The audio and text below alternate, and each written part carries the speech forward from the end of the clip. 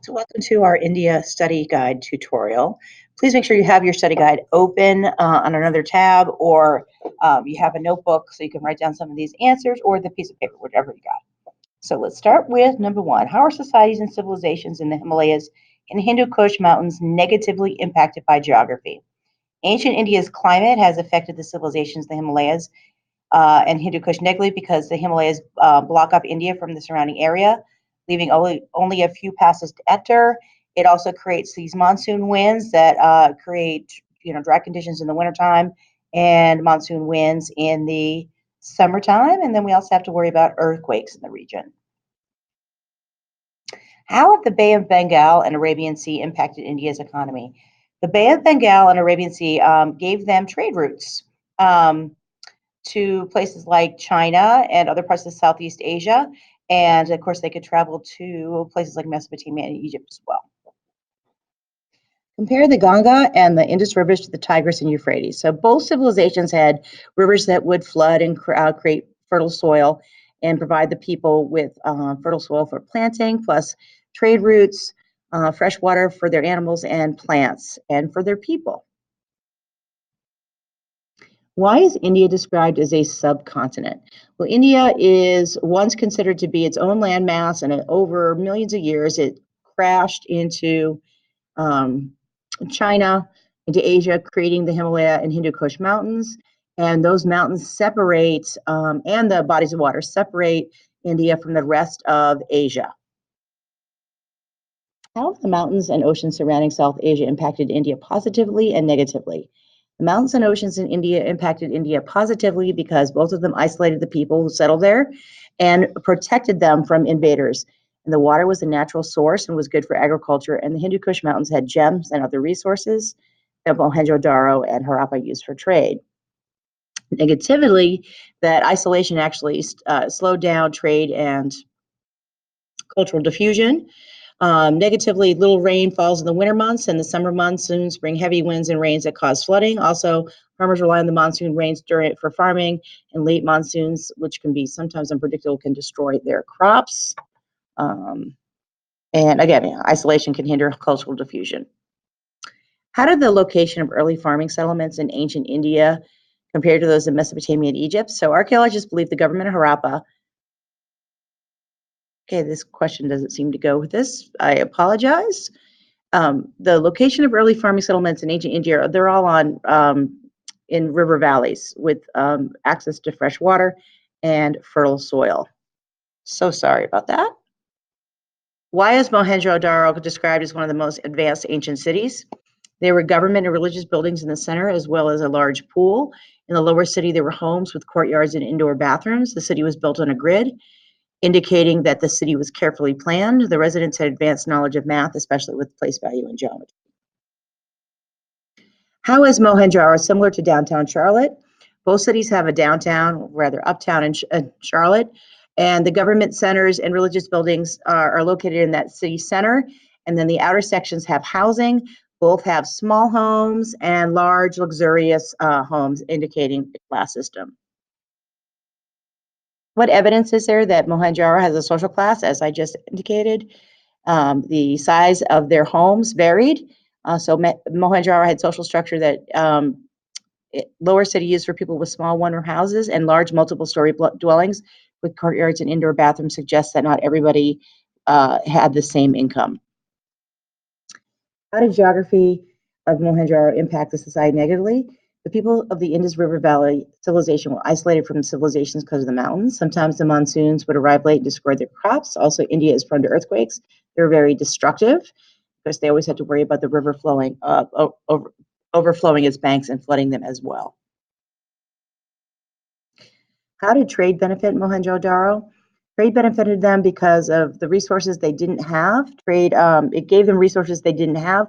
Trade, they also made them prosperous because they had access to precious metals and gems, and that's always a good thing.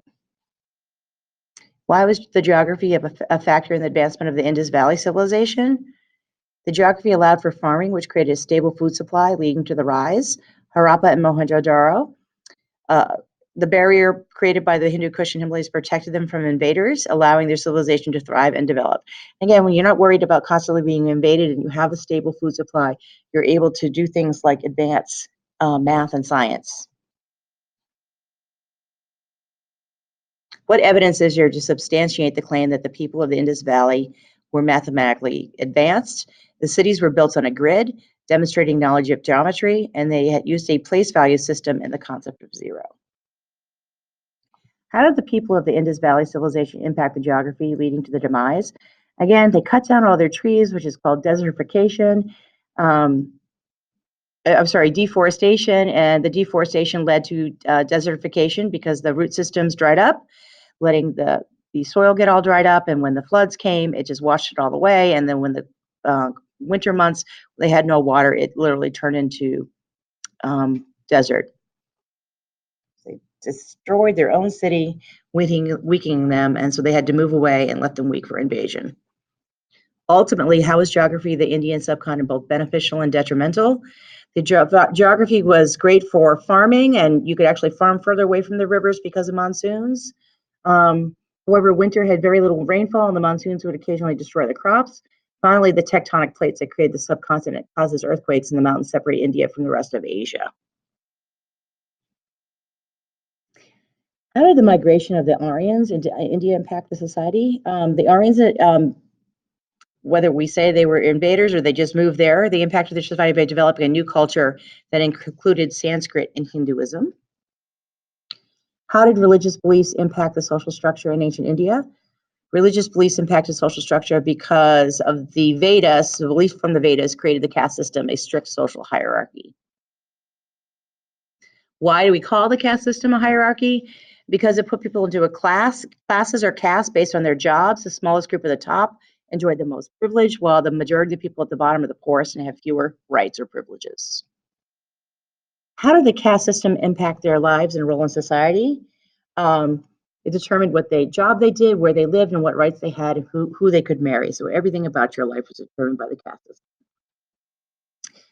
How does life in the United States today contrast to the life in ancient India under the caste system?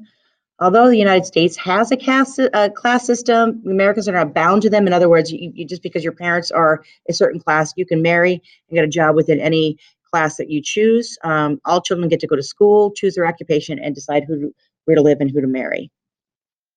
How is the social structure of ancient India similar to those of ancient Mesopotamia and Egypt? They're similar because they're all a hierarchy with the upper classes who made up the top, being the smallest group with the most power. And at the bottom, you have the least amount of people, including your farmers and laborers, makes up the majority of the people. The difference, of course, is that the king is at the top in the caste system. What changed the caste system in the 20th century?